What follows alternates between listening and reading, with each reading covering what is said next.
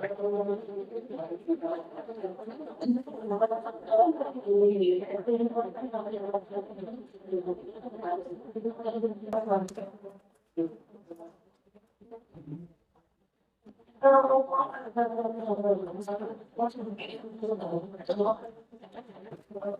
عليكم ورحمة الله. إن الحمد لله نحمده ونستعينه ونستغفره ونعوذ بالله من شرور أنفسنا ومن سيئات أعمالنا. من يهده الله فلا مضل له ومن يضلله فلا هادي له. وأشهد أن لا إله إلا الله وحده لا شريك له وأشهد أن محمدا عبده ورسوله. أما بعد. أعوذ بالله من الشيطان الرجيم. فبشر عبادي الذين يستمعون القول فيتبعون أحسنه أولئك الذين هداهم الله وأولئك هم أولو الألباب. அன்பிற்குரிய சகோதரர்களே, நாம் திருமறை குர்ஆனின் 39வது அத்தியாயமாகிய அஸ்-ஸுமர் என்ற அத்தியாயத்தின் விளக்க உரையை நாம் பார்த்து வருகின்றோம். நாம் கடந்த வாரம் 17வது வசனம் வரை உள்ள விளக்கத்தை பார்த்தோம். அதை தொடர்ந்து இன்றைக்கு அல்லாஹ்வுடைய கிருபையினால் 18வது வசனத்தின் விளக்கத்தை நாம் பார்க்கவிருக்கின்றோம். அல்லாஹ் ரப்புல் ஆலமீன் கடந்த வசனங்களிலே அல்லாஹ்வுடைய அடியார்கள் எப்படி இருப்பார்கள் என்பதை பற்றி அல்லாஹ் ஒவ்வொரு விஷயமாக எடுத்துரைக்கின்றான். அல்லாஹ் கூறுகின்றான், யா இபாதி, என்னுடைய அடியார்களை ஃபத்தகூன், என்னக்கே நீங்கள் அஞ்சுங்கள். இன்னும் அந்த அடியார்கள், அல்லாஹ்வுடைய அடியார்கள் எப்படி இருப்பார் என்று சொன்னால், வல்லதீன ஜ்தனபு தாகூத ஐ அபுதூஹா, அவர்கள் தாகூத் என்பதுடைய விளக்கத்தை பற்றி நாம் கடந்த வாரத்திலே விரிவாக பார்த்தோம். தாகூத் என்று சொன்னால் இறைவனுடைய மார்க்கத்திற்கு மாற்றமான செயல்களை செய்யுமாறு அழைப்பு விடக்கூடியவர்கள். அவ்வாறு இறை மார்க்கத்திற்கு மாற்றமாக நடக்குமாறு அழைக்கக்கூடிய அந்த தாகூத்துகளை அவர்களுக்கு அடிபணிவதை விட்டு விலகிக் கொள்வார்கள். வஅனாபு இலல்லாஹ், அல்லாஹ்வின் பக்கமே அவர்கள் திரும்புவார்கள். லஹுமுல் புஷ்ரா, அவர்களுக்கு நற்செய்தி இருக்கிறது என்று அல்லாஹ் ரப்புல் ஆலமீன் 17வது வசனத்தில் அல்லாஹ் குறிப்பிடுகின்றார். அதைத் தொடர்ந்து இறையச்சம் உடையவர்களின் நல்லடியார்களின் பண்புகள் எப்படி இருக்கும் என்று மற்ற சில பண்புகளையும் அல்லாஹ் கூறுகின்றான். ஃபபஷிர் இபாதி, அல்லாஹ் கூறுகின்றான், நபியே, என்னுடைய அடியார்களுக்கு நீர் நற்செய்தி கூறுவீராக. அல்லாஹ்வுடைய அடியார்கள் எப்படி இருப்பார்கள்? அல்லதீன யஸ்தமிஊனல் கௌல் ஃபயத்தபிஊன அஹ்ஸனஹு, அவர்கள் வார்த்தையை செவியுறுவார்கள். ஃபயத்தபிஊன அஹ்ஸனஹு, அதில் மிக அழகானவற்றை பின்பற்றுவார்கள். உலாய ஹதாஹுமுல்லாஹ், இவர்களுக்குத்தான் அல்லாஹ் நேர்வழி காட்டினான். உலாயிக ஹுமுல் உலுல் அல்பாப், இவர்கள்தான் அறிவுடையவர்கள் என்று அல்லாஹ் ரப்புல் ஆலமீன் 18வது வசனத்திலே நல்லடியார்களுக்குரிய மிக முக்கியமான பண்புகளை அல்லாஹ் குறிப்பிடுகின்றான். அல்லாஹ் ரப்புல் ஆலமீன் இந்த வசனத்துல இறைவனால் நேர்வழி காட்டப்பட்ட இறையடியார்களுடைய தன்மைகளை, பண்பு நலன்களை அல்லாஹ் கூறுகின்றான். அது அல்லாஹ் சொல்லும் போது, ஃபபஷிர் இபாதி, என்னுடைய அடியார்களுக்கு நீங்கள் நற்செய்தி சொல்லுங்கள். நற்செய்தி என்று சொன்னால் சந்தோஷமான செய்தி. சந்தோஷமான செய்தி என்னுடைய அடியார்களுக்கு சொல்லுங்கள். அந்த அடியார்கள் எப்படி இருப்பார்கள்? அல்லதீன யஸ்தமிஊனல் கௌல், அவர்கள் பேச்சை செவியுறுவார்கள். அரபி மொழியில சமிஅ அப்படின்னு சொன்னாலும் செவியுறுதல், இஸ்தம அப்படின்னு சொன்னாலும் செவியுறுதல். ஆனால் ரெண்டுக்கும் உள்ள நுணுக்கமான வித்தியாசம் இருக்கு. இப்போ ஒரு ஆள் குர்ஆன் ஓதிக்கிட்டு இருக்காரு. குர்ஆன் ஓதி கொண்டு இருக்கும் பொழுது நாம் அதை காதுல வாங்கிட்டு அப்படி போறோம். இது சிமா, செவியுறுதல். இஸ்திமா அப்படின்னா என்ன அர்த்தம்னு சொன்னோம்னா, ஒருவர் குர்ஆன் ஓதி கொண்டிருக்கும் பொழுது அவர் பக்கத்துல வாய் புத்தி அமர்ந்து அவர் ஓதுவதை செவிதாழ்த்தி கேட்பதற்கு பேரு இஸ்திமா.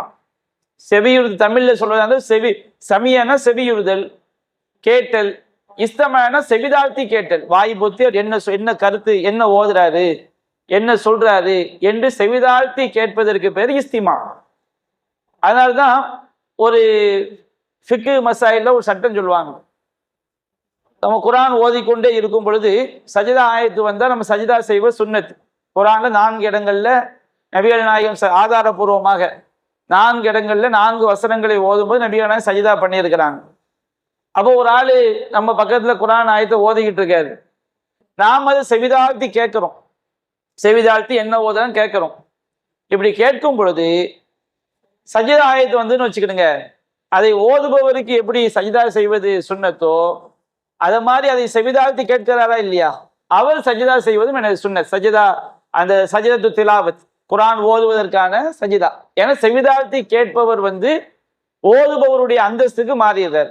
அல்லாஹ் ரப்புல் ஆலமீன் குரான்ல தொழுகையில் நிற்கும் போது, அந்த தொழுகையில் நிற்கும் போது பின்பற்றி தொழக்கூடியவர்கள் எப்படி இருக்க வேண்டும் என்பதை பற்றி அல்லாஹ் குரான் சொல்லும் போது, ஃபைதா குரிஅல் குரானு ஃபஸ்தமிஉ லஹு வன்சித்து, குரான் ஓதப்படும் என்றால் அதை நீங்கள் செவிதாழ்த்தி கேளுங்கள். அங்க அல்லாஹ் சொல்லக்கூடிய வார்த்தை ஃபஸ்தமிஉ லஹு, அந்த குரானை நீங்க செவிதாழ்த்தி கேளுங்கள், வன்சித்து வாய் மூடி இருங்கள்.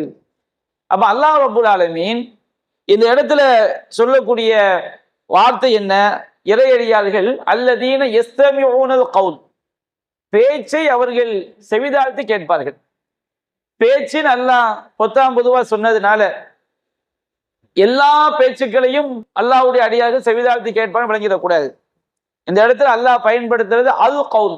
எந்த ஒரு வார்த்தையிலையும் அரபி மொழியில இலக்கணத்துல அலிஃப்லாம் நுழைஞ்சுன்னு வச்சுக்கிடுங்க, அது குறிப்பிட்ட ஒரு பேச்சை தான் குறிக்கும், எல்லா பேச்சும் என்ன செய்யாது, குறிக்காது. பைத்துன் அப்படின்னு சொன்னோம்னா ஒரு வீடுன்னு அர்த்தம். ஒரு ஊர்ல ஒரு ராஜா இருந்தாருன்னு சொன்னோம்னா ஏதோ ஒரு ராஜாங்கம் சொல்லும், அது மாதிரி பைத்துன்னா ஒரு வீடு.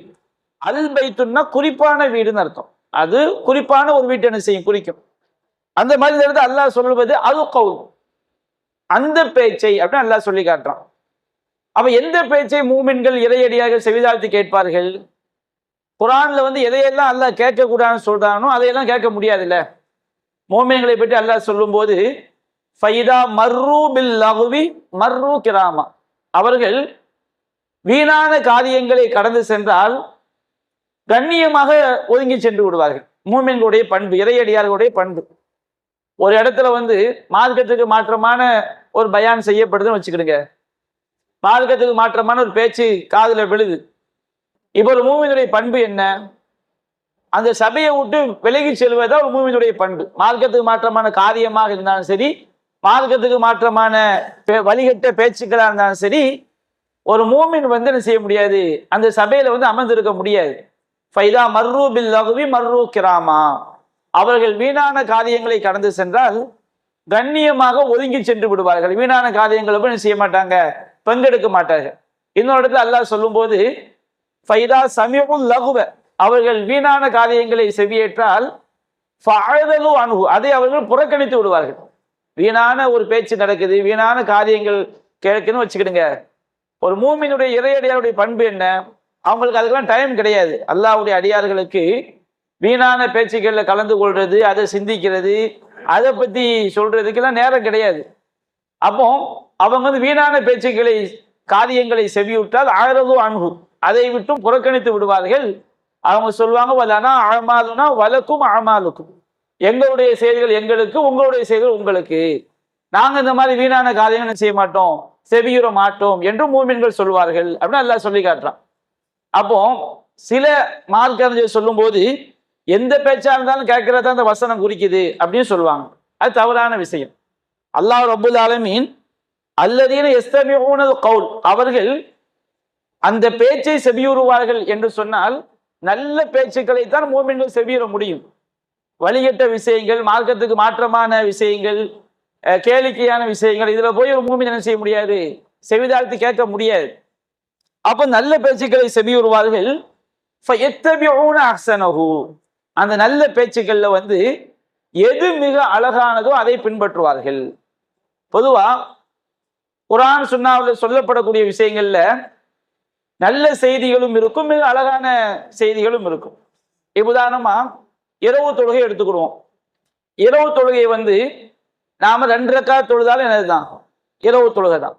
1 ரக்காத் தொழுதாலும் இரவு தொழுகை தான். ஆனா ரசூல்லா அதிகமா எத்தனை தொழுது இருக்கிறாங்க? 11 ரக்காத் என்ன செஞ்சிருக்கிறாங்க? தொழுது இருக்கிறாங்க. அப்ப 2 ரக்காத் தொழுவது நல்லதுதான். 1 ரக்காத்து வித்ரா தொழுதா, 3 ரக்காத்து வித்ரா தொழுதா நல்லதுதான். ஆனா மிக அழகானது எது?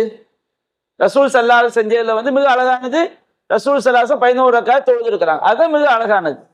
அப்ப ஒவ்வொரு விஷயத்திலையும் சிறந்ததும் இருக்கும், நல்லதும் இருக்கும், மிக அழகானதும் என்ன செய்யும்? இருக்கும்.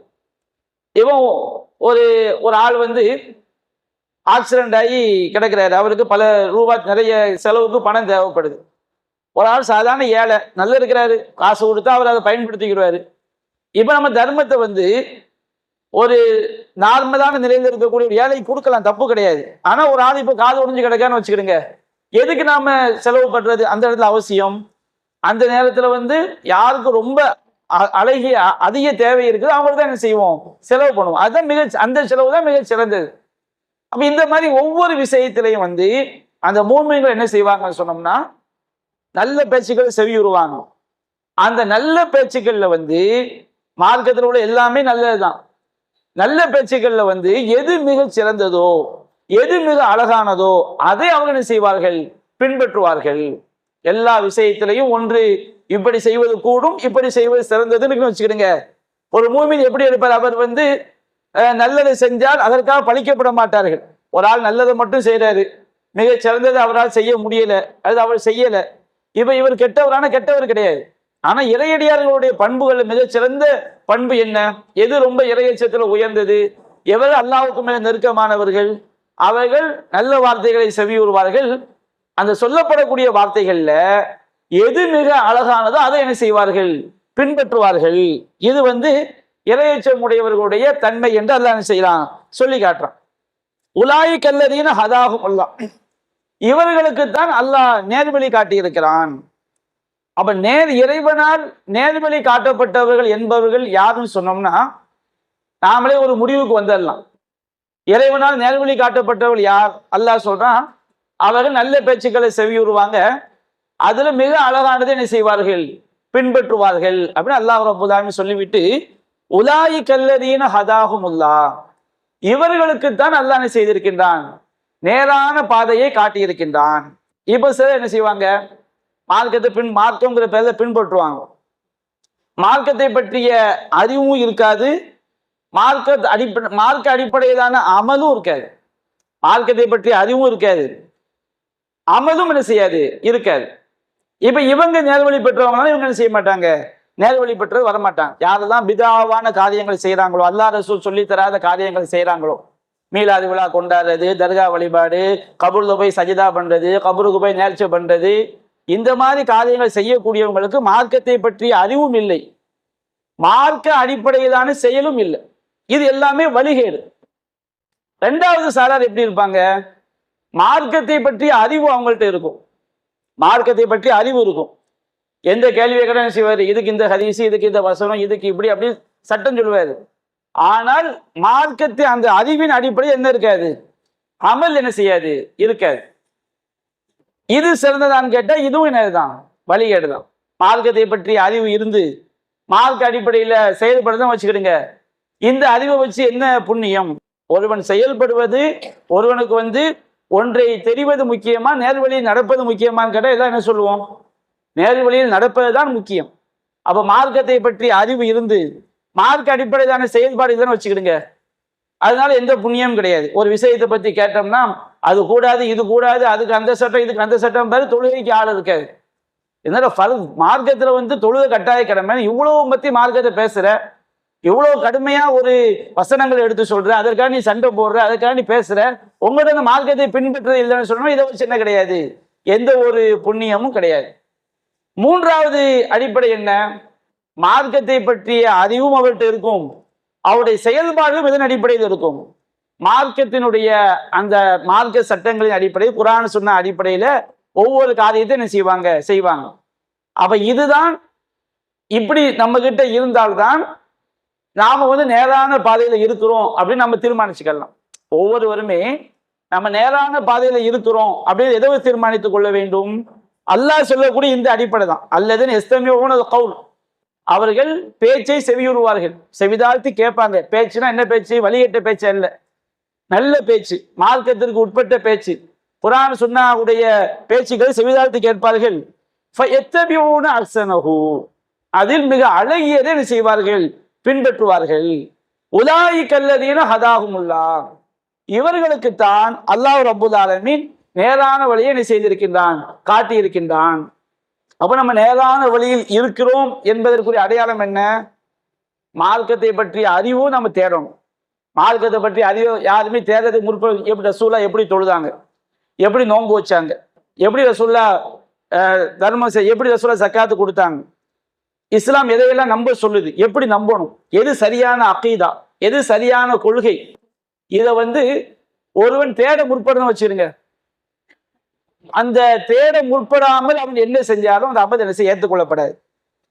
இப்போ ஒரு ஆள் இதுதான் ஹக்குன்னு தெரியாம எல்லாரும் செய்யறாங்கன்னு ஒரு செயலை செய்யறாங்கன்னு வச்சுக்கிடுங்க, அந்த அமல் அல்லாஹ்ட்ட ஏற்றுக்கொள்ளப்படுமா?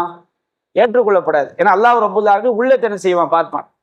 நாம் எந்த அடிப்படையில் ஒன்றை ஹக்கு என்று விளங்கி, இதுதான் உண்மை என்று விளங்கி, அந்த உண்மை என்ற அடிப்படையில் செய்யக்கூடிய செயலை தான் அல்லாஹ் ஏற்றுக்கொள்வானே தவிர, எல்லாரும் செய்யறாங்க நானும் செய்யறேன், எல்லாரும் செய்யறாங்க நானும் செய்யறேன், அந்த எல்லாரும் செய்யறது சரியா இருந்து எல்லாரும் செய்யறாங்க நானும் செய்யறாங்க வச்சுக்கிடுங்க, அந்த அமலுக்கு அல்லாஹ்ட்ட கூலி கிடையாது.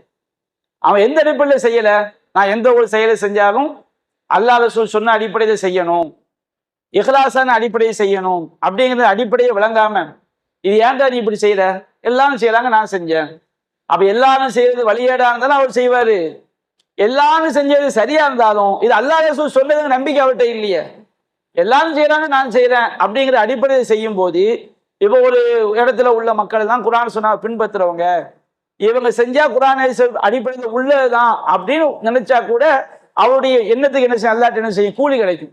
அந்த எண்ணம் இல்லாம ஏன்பா நீ இப்படி செய்யற, எல்லாரும் செய்யறாங்க அதனால செய்யறோம், ஒரு ஆள் செய்யறாங்க வச்சுக்கிடுங்க, அந்த அமலுக்கு அல்லாஹ்ட்ட கூலி கிடைக்காது. அப்ப நம்ம செய்யக்கூடிய அமல்கள் அல்லாஹ்ட்ட ஏற்றுக்கொள்ளப்படணும்னா இல்மு இருக்கணும். அந்த இல்மு அடிப்படையில் என்ன செய்யணும்? அமல் செய்யணும். இது முதலாவது விஷயம். அப்ப அல்லாஹ் ரப்புல் ஆலமீன் உலாயிக அல்லதீன ஹதாஹுமுல்லாஹ், இவர்களுக்கு தான் அல்லாஹ் நேரான பாதையை காட்டி இருக்கிறான் அப்படின்னு அல்லாஹ் சொல்லிட்டு, அது முன்னாடி வசந்த என்ன சொல்றான் அல்லாஹ் ரப்புல் ஆலமீன்? அவர்கள் தாகூத்துகளை விட்டு விலகிக் கொள்வார்கள், தீய சக்திகளை விட்டு விலகிக் கொள்வார்கள், நல்ல பேச்சுக்களை என்ன செய்வார்கள்? செவியுறுவார்கள். நல்ல பேச்சுக்கள்ல எது மிக அழகானதோ, எது மிக சிறந்ததோ அதை என்ன செய்வார்கள்? பின்பற்றுவார்கள். இவர்களுக்கு தான் அல்லாஹ் என்ன செய்திருக்கிறான்? நேரான பாதையை காட்டியிருக்கிறான். இரண்டாவது, நல்ல பேச்சுக்களை செவியுறுவதில், நல்ல சபைகள்ல நாம அமர்வதில் நமக்கு ஒரு எரிச்சல், ஒரு வெறுப்பு, ஒரு சோம்பேறித்தனம் வருதுன்னு வச்சுக்கிடுங்க. நமக்கு நாமே முடிவு எடுத்துக்கோ, நாம எதுல கிடையாது, நேர்வழியில இல்லை, நம்ம முடிவு எடுத்துட்டு போயிடலாம். நம்ம நேர்வழியில இருக்கிறோங்கிறதுக்கு என்ன அடையாளம்? ஒரு ஆள் என்ன செய்யறாரு, எப்போ பார்த்தாலும் என்ன செய்யறாரு? ஃபேஸ்புக்லயே கிடக்கிறாரு, எப்போ பார்த்தாலும் கண்ட கண்ட காமெடி சீனா பார்க்கிறாரு, எப்பொழுது பார்த்தாலும் பட்டிமன்றங்களையா கேட்கிறாரு, எப்பொழுது பார்த்தாலும் சினிமா பாட்டுகளையா கேட்கிறாரு. ஒரு மார்க்கத்தை சொல்லக்கூடிய சபையில மார்க்க அறிவை வளர்த்துக் கொள்வதற்கு அவர் உள்ள வெறுக்குது. அவருடைய உள்ள எதுக்கு வெறுக்குது?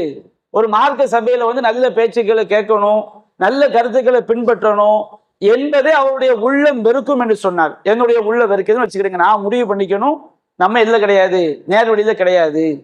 ஒவ்வொருடைய உள்ளமும், ஒரு ஆள் மார்க்க பேசக்கூடிய சத்திய மார்க்கம் சொல்லக்கூடிய சபைகள்ல அமர்ந்து அந்த சத்தியத்தை கேட்பதற்கு என்னுடைய உள்ளம், மனிதனுக்கு யதார்த்தமான நிலைகள் வரும்.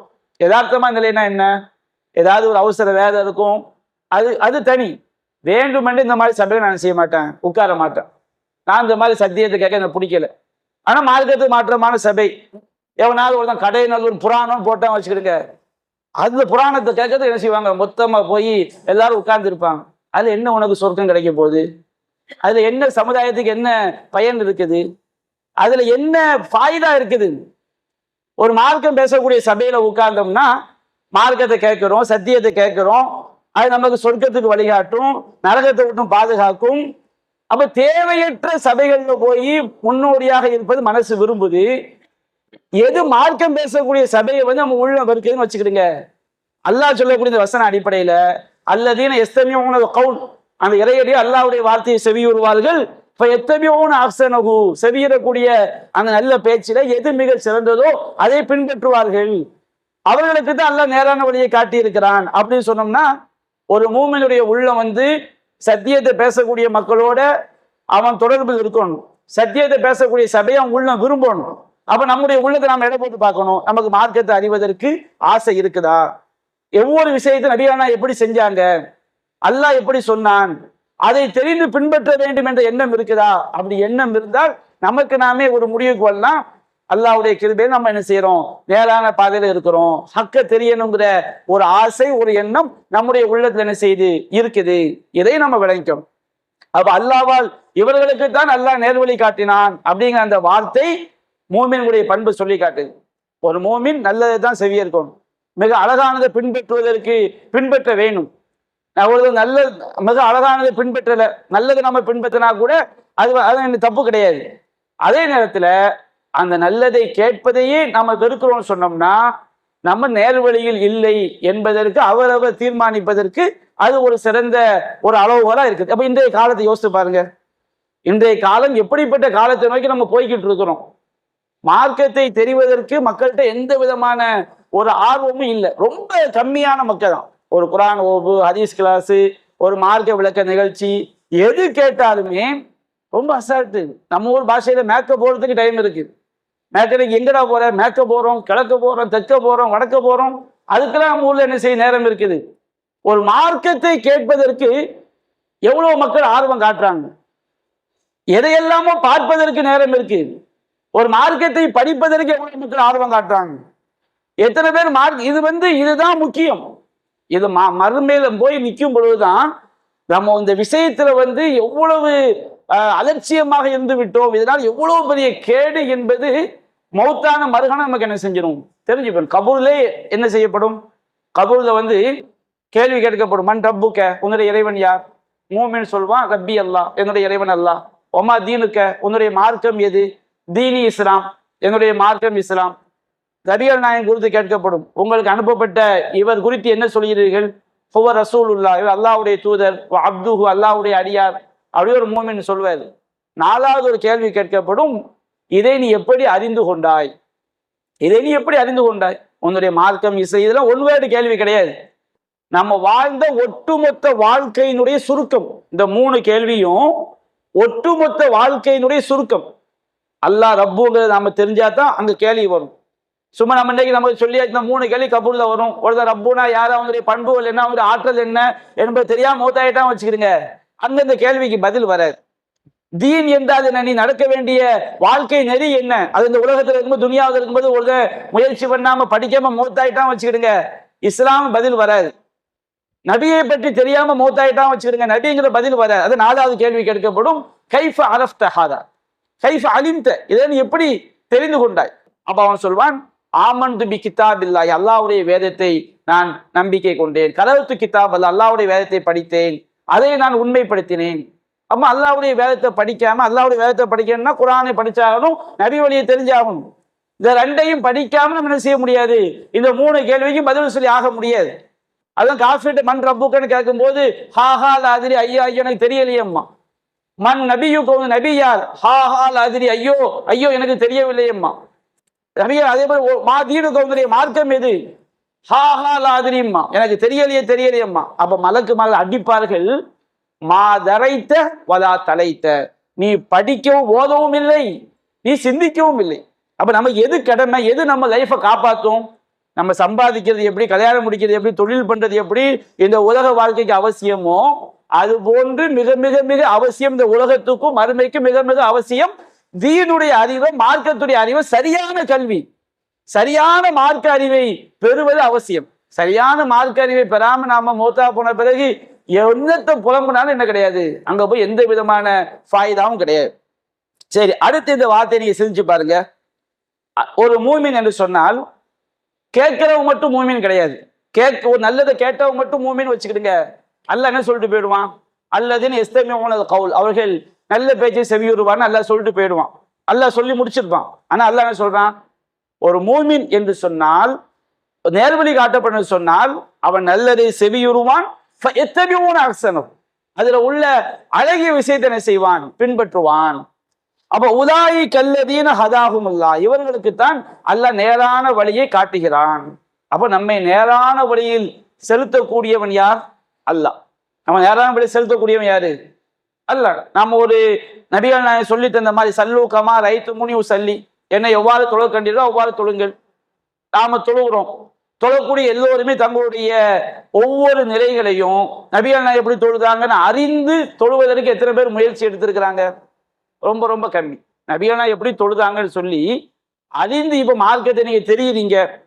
ஒரு மசாயில்ல வந்து எனக்கு இதுதான் சரியா படுதுன்னா அது வேற ஒரு நம்பிக்கை எதுவாயிருது, குரான் ஹதீஸ் ஆயிருது. ஒரு ஆள் குரான் ஹதீஸை படிக்கிறாரு, எனக்கு வஹி அடிப்படையில இதுதான் எனக்கு சரியா தெரியுதுன்னா ஒரு நம்பிக்கை என்னது? குரான் ஹதீஸ். மார்க்கத்தோட தான் படிக்கவே இல்லை, மார்க்கத்தை என்ன செய்யல, படிக்கவே இல்லை வச்சுக்கிறேன். இவனுடைய நிலை என்ன?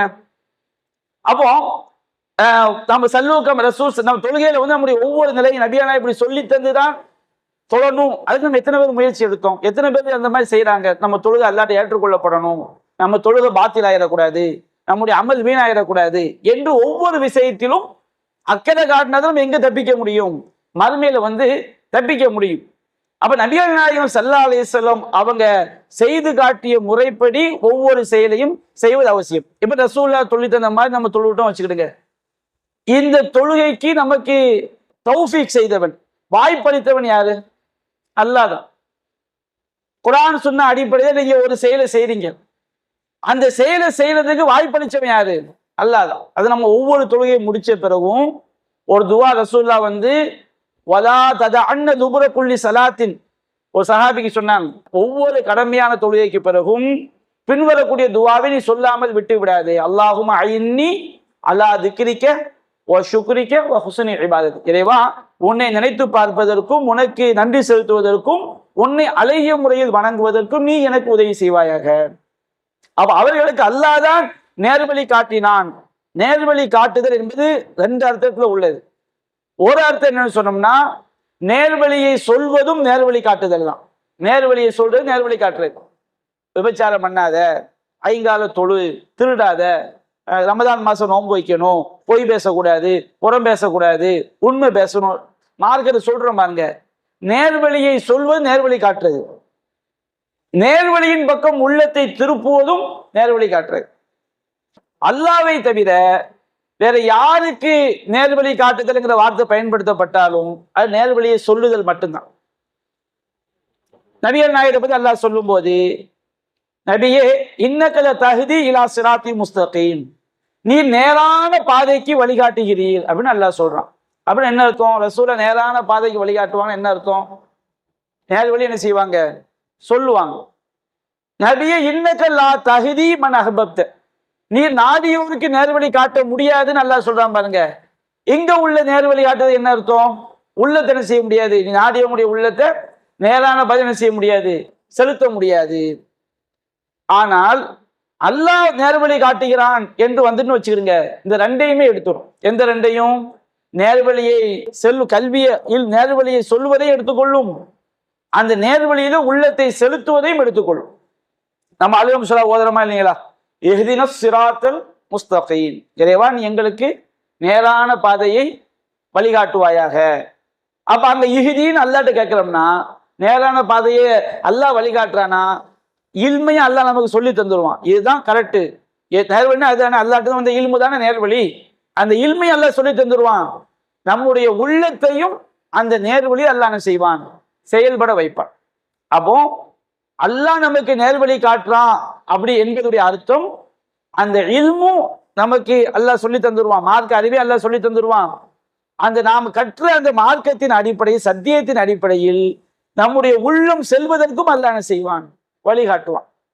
அப்ப நம்முடைய செயல்கள் எல்லாமே, நம்முடைய செயல்கள் இருக்கு பாருங்க, நம்ம செய்யக்கூடிய எல்லா செயல்களுமே அல்லாஹ்வால் படைக்கப்பட்டவை.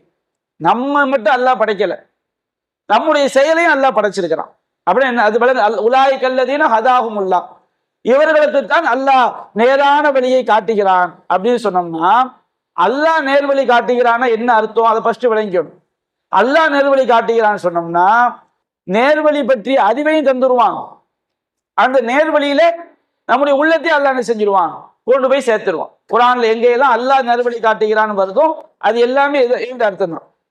மனிதர்கள் இப்போ நம்ம ஒரு எனக்கு வந்து இவர் நேரான வழியை காட்டினாரு அப்படி சொல்ல வச்சுட்டா என்ன அர்த்தத்தை புரிஞ்சா தப்பு கிடையாது. நேர்வழியை சொன்னாது அதன் மூலம் அல்லாஹ் என்னுடைய உள்ளத்தை என்ன செஞ்சுட்டான், மாத்திட்டான், அப்படி விளங்கினா தப்பு கிடையாது. என்னுடைய உள்ளத்தையே அவர் தான் மாத்தினான்னு ஒருத்தன் உள்ளத்தை மாத்துற சக்தியை இறைவன் அல்லாதவன் கொடுத்துட்டான் வச்சுக்கிடுங்க, அவன் முஷ்ரிக் ஆயிடுவான். ஏன்னா அல்லாஹ்வுடைய ஆற்றல் இன்னல் குலூப பனி ஆதம பைன உஸ்புஐனி மின் அஸாபி ரஹ்மான், மனிதனுடைய உள்ளங்கள் ரஹ்மானுடைய 2 விரல்களுக்கு மத்தியில் இருக்கிறது. கல்லிபுவா கைஃபைஷா, அவன் தன் ஆடியவாறு புரட்டுகிறான். அதற்கு அல்லாஹ் துவா செய்ய அல்லாஹும்ம யா முகல்லிபல் குலூப், அல்லாஹ்வே உள்ளங்களை புரட்டக்கூடியவனே சப்பித் கல்பி அலா தீனிக், என்னுடைய உள்ளத்தை உன்னுடைய மார்க்கத்தில் நிலைபெற செய்வாயாக. ரப்பனா லா துஸி குலூபனா பஅத இத் ஹதைதனா, யா அல்லாஹ் எங்களுக்கு நீ நேர்வழி காட்டிய பிறகு எங்களுடைய உள்ளங்களை என்ன செய்து விடாதே, சருகை செய்து விடாதே. குர்ஆன்ல நூற்றுக்கணக்கான வசனங்கள் இந்த அடிப்படை சொல்லுது. வலாக்கின்ன சஹாபாக்களை பத்தி அல்லாஹ் சொல்றான், வலாக்கின் அல்லாஹ சப்பப இலைக்குமுல் ஈமான், அல்லாஹ் தான் உங்களுக்கு ஈமானை நேசத்திற்குரியதாக ஆக்கினான். வஸய்யனஹு ஃபீ குலூபிக்கும், அதை உங்கள் உள்ளத்திற்கு அழகாக்கி காட்டினான். வகர்ரஹ இலைக்குமுல் ஃபுசூக வல் குஃப்ர வல் இஸ்யான், பாவமான காரியங்களையும் அல்லாஹ்வை மறுப்பதையும் இறைவனுக்கு மாறு செய்வதையும் உங்கள் உள்ளங்களுக்கு வெறுக்க வைத்தவன் இறைவன் தான். சஹாபாக அல்லாஹ் சொல்லி காட்டுறான், உங்களுடைய உள்ளங்களுக்கு வந்து ஈமான அழகாக்கி காட்டி அல்லாஹ் வந்து நல்ல விஷயங்களை வந்து நேசத்திற்குரியதை ஆக்கினது அல்லாஹ், பாவமான காரியங்களை வெறுக்க வச்சது அல்லாஹ். அப்ப அல்லாஹ் ரப்பல் ஆலமீன் நேர்வழி காட்டுகிறான் என்று சொல்லும் போது நம்முடைய நேர்வழி பற்றி அறிவை நமக்கு அல்லாஹ் தந்துடுறான். அந்த நேர்வழியில் நம்மளை செலுத்துறவன் யாருதான், அல்லாஹ் தான். அப்ப இதுல நமக்கு கிடைக்க வேண்டிய அக்கீதா என்ன, நம்முடைய செயல்களும் நாம் செய்யக்கூடிய ஒவ்வொரு செயலும் அல்லாஹ்வால் தீர்மானிக்கப்பட்டது. நான் இப்படி கண்ணை சிமிட்டுறேன், இது அல்லாஹ்வால் தீர்மானிக்கப்பட்டது. கண்ணை சிமிட்டணும், இப்படி கையை தூக்கணும், இது அல்லாஹ்வால் தீர்மானிக்கப்பட்டிருக்கு. கதிரியான்னு ஒரு வழிகட்ட கூட்டம் இருந்தாங்க. அந்த கதிரியா அப்படிங்கிற அந்த வழிகட்ட கூட்டத்துடைய கொள்கை என்ன, அல்லாஹ் நம்மளை படைச்சாங்கிறத ஏத்துக்கிடுவாங்க, ஆனால் நாம செய்யக்கூடிய ஒவ்வொரு செயலும் அல்லாஹ் படைக்கல, அது வந்து நம்மளா செய்யறது தான், அதுக்கும் அல்லாஹ்வுக்கு சம்பந்தம் இல்லை அப்படின்னு அந்த வசனத்துக்கு அர்த்தம் இல்லாமலே போயிடும். அல்லாஹ் தான் அவர்களுக்கு நேர்வழி காட்டுகிறான். பல இடங்கள் அல்லாஹ் சொல்லுவான், எவனுக்கு நேர்வழி இன்னதென்று தெளிவான பிறகு தவறான வழியை நாடுகிறானோ அவனை அந்த வழியிலேயே செல்ல விட்டு விடுவோம். யார் வந்து யுலில்லுமையஷா ஓ யஹ்திமையஷா, தான் நாடியோரை அல்லாஹ் வழிகேற்றி விட்டு விடுகிறான், தான் நாடியோருக்கு அல்லாஹ் என்ன செய்கிறான், நேரான வழியை காட்டுகிறான். அப்போ ஒருத்தன் வழிகேற்று போறான்னு சொன்னோம்னா அல்லாஹ் ரப்பல் ஆலமீன் அவனை வழிகேட்டில் விடுவதற்கு காரணம் அவன் வழிகேட்டை விரும்புகிறான். அப்ப அவனுடைய செயலை அல்லாஹ் வழிகேடாகவே ஆக்கி விடுகிறான். ஒரு நேர்வழியை செய்யான்னு சொன்னா அவனுக்கு அந்த நேர்வழி பற்றிய அறிவையும் கொடுத்து அவனுடைய உள்ளத்தை நேர்வழியில் கொண்டு செலுத்தக்கூடிய அல்லாஹ் ரப்பல் ஆலமீன். இதுக்கு நம்ம அல்லாஹ்ட்ட நிறைய அல்லாஹ்க்கு நம்முடைய உள்ளத்தை வந்து நேர்வழி பற்றிய குர்ஆன் சுன்னாவை பற்றிய அறிவை ஏற்றுக்கொள்ளக்கூடிய உள்ளமாக, நம்ம சக்திக்கு உட்பட்டு குர்ஆன் சுன்னா அடிப்படை நடக்கக்கூடிய உள்ளமாக நடக்கக்கூடிய நம்மளை அல்லாஹ் ஆக்கியிருக்கலாம் வச்சுக்கிடுங்க. இதுக்கு நாம செலுத்த வேண்டிய நன்றி வந்து எவ்வளவு கோடான நன்றி செலுத்தினாலும் போதாது. ஏன்னா நாம சாப்பிட்றதுக்காண்டி அல்ஹம்துலில்லாஹ் சொல்றோம், குடிக்கிறதுக்காண்டி நாம அல்லாஹ் நன்றி செலுத்துறோம். நாம மட்டுமா சாப்பிட்றோம், ஆடு மாடு கழுத குதிரை எல்லாம் என்ன செய்யுது, சாப்பிடுது. ஆனா இந்த ஹிதாயத் என்பது அல்லாஹ் ரப்பல் ஆலமீன் நமக்கு தந்திருக்கிறான் பாருங்க, இந்த நேர்வழி என்பது இது வந்து மிக மிக மிக மிக பெரிய பாக்கியம். தமிழ்ல ஒரு பழமொழி சொல்லுவாங்க, அரிது அரிது மானிடராய் பிறத்தல் அரிது, கூன் குருடு செவிடற்று பிறப்பது அதனினும் அரிதும்பாங்க. மனுஷனா பிறக்கிறதே பெரிய பாக்கியம். மனுஷனா பிறந்தாலும் கூன் இல்லாம குருடு இல்லாம செவிடு இல்லாம நோய் நொடி இல்லாம பிறக்கிறது அதை விட பெரிய பாக்கியம்பாங்க. ஆனா மனுஷனா பிறக்கிறதை விடவும் எல்லா குறையோடு பிறந்தாலும் சரி நமக்கு கிடைக்கக்கூடிய பாக்கியத்துல பெரிய பாக்கியம் என்ன தெரியுமா, ஹிதாயத், நேர்வழி. நம்முடைய உள்ளத்துக்கு வந்து இல்மை நேர்வழியை அறியக்கூடிய உள்ளமாக ஆக்கி நம்முடைய உள்ளத்துக்கு நேர்வழியை அல்லாஹ் கற்றுத்தந்து நம்முடைய உள்ளத்தை நேர்வழியை செலுத்தக்கூடிய உள்ளமா அல்லாஹ் ஆக்குறான் பாருங்க. இதுதான் ஒரு மனுஷனுக்கு செய்யக்கூடிய பாக்கியங்கிறது மிகப்பெரிய பாக்கியம். அல்லாஹ் ரப்பல் ஆலமீன் அர் ரஹ்மான், அவன் அளவிலா அருளாளன் என்று சொல்லிவிட்டு அதற்கு முதல் ஆதாரம் அல்லமல் குர்ஆன், குர்ஆனை கற்றுத்தந்தான். குர்ஆனை பற்றி அறிவு இருந்தால் மட்டும்தான் தௌஹீதை படிக்க முடியும். குர்ஆனை பற்றி அறிவு என்பது சுன்னாவை படிக்காம நமக்கு என்ன செய்யாது, நபி வழியை படிக்காம நமக்கு கிடைக்காது. அப்ப தௌஹீதுங்கிற பாக்கியம் தான் நாம நன்றி செலுத்த வேண்டிய பாக்கியங்களை மற்ற எல்லா செல்வ செழிப்பை விட, உடல் ஆரோக்கியத்தை விட, நோய் நமக்கு உணவு குடிபானம் கிடைப்பதை விட, அழகிய வாழ்க்கை துணை கிடைப்பதை விட, நல்ல பிள்ளைகள் கிடைப்பதை விட பெரிய பாக்கியம் எது? ஒருவனுக்கு நேர்வழி கிடைப்பது. நேர்வழியை பற்றி அறிவும் நேர்வழியை செல்லக்கூடிய அந்த பாக்கியத்தையும் அல்லாஹ் கொடுக்கிறான் பாருங்க.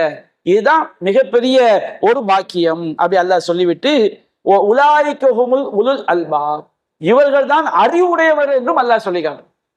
இந்த உலகத்துல எல்லாருமே முட்டாள்கள் தான். யார் மட்டும்தான் அறிவாளிகள்? அல்லாஹ் சொல்றான், அல்லதீன யஸ்தமிஊனல் கவுல், அவர்கள் இந்த பேச்சை செவியுறுவார்கள், நல்ல பேச்சை செவியுறுவார்கள். ஃபயத்தபிஊன அஹ்ஸனஹு, செவியுறக்கூடியவற்றை மிக அழகியதை பின்பற்றுவார்கள். உலாயிக அல்லதீன ஹதாஹுமுல்லாஹ், இவர்களுக்கு தான் அல்லாஹ் நேரான பாதையை காட்டி இருக்கின்றான். உலாயிக ஹுமுல் உலுல் அல்பாப், இவர்கள் தான் அறிவுடையவர்கள். அப்போ ஒருவன் எந்த அளவுக்கு மார்க்கத்தை தெரிஞ்சு மார்க்க அடிப்படை நடக்கிறானோ அவன் தான் உலகத்துல மிகப்பெரிய புத்திசாலி, மிகப்பெரிய அறிவாளி. நாம நம்ம தமிழ் மொழியில அறிவாளின்னு யாரை சொல்லுவோம், புத்திசாலின்னு யாரை சொல்லுவோம்?